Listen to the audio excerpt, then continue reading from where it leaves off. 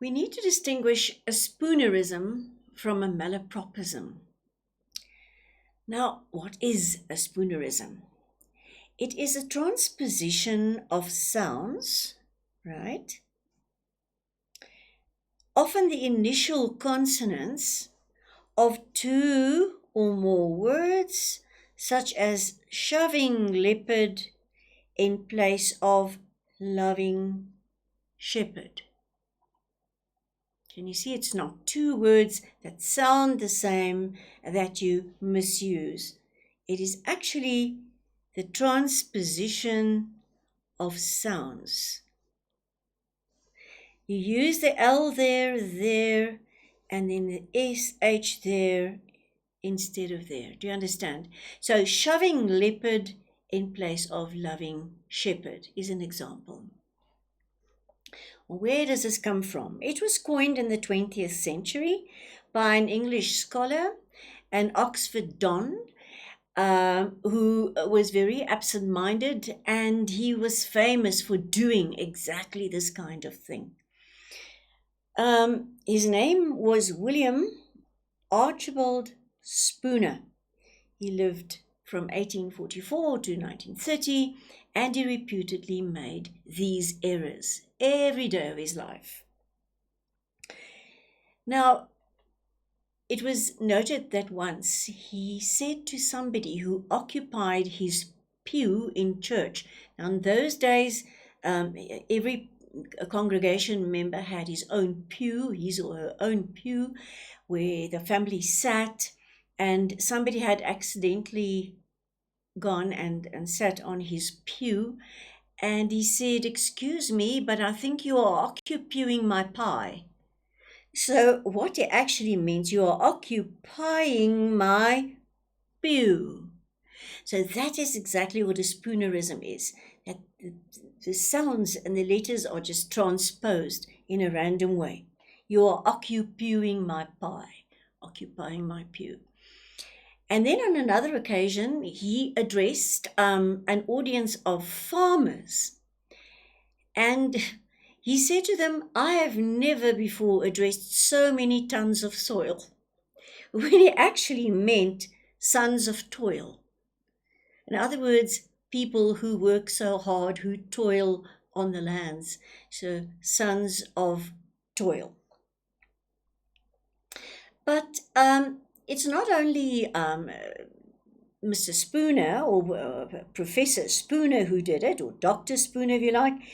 It's used in many other aspects of life. For instance, in children's fiction, there is a very famous little book called The Runny Babbit.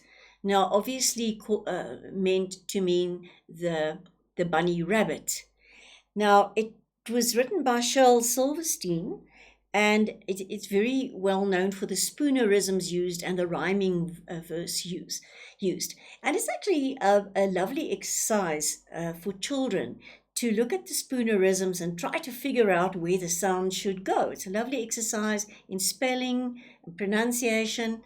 It's a lovely little book, and it was posthumously published in 2005, so it's quite recent. It's not that old.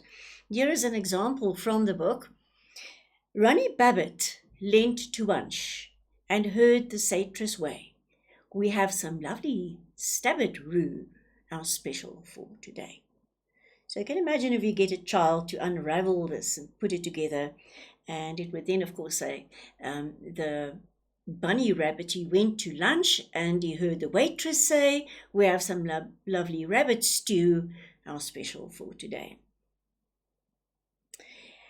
They are also, Spoonerisms are also called slips of the tongue. They are also called tips of the slung. Can you see there? Slips of the tongue and tips of the slung. And you'll very often find this, if you Google it, you'll find it, the tips of the slung, where, for instance, you say hen of tarts instead of ten of hearts, right? Where you transpose the sounds. Where the speaker accidentally transposes initial sounds of letters of two or more words, and very often it has a comic effect. And in this case, it gave rise the 10 of hearts, which was pronounced as the hen of tarts, gave rise to a little cartoon with a hen serving tarts. And instead of saying slips of the tongue, it says tips of the slong. So it's actually a playful thing. A Spoonerism is a playful thing, very often humorous, right?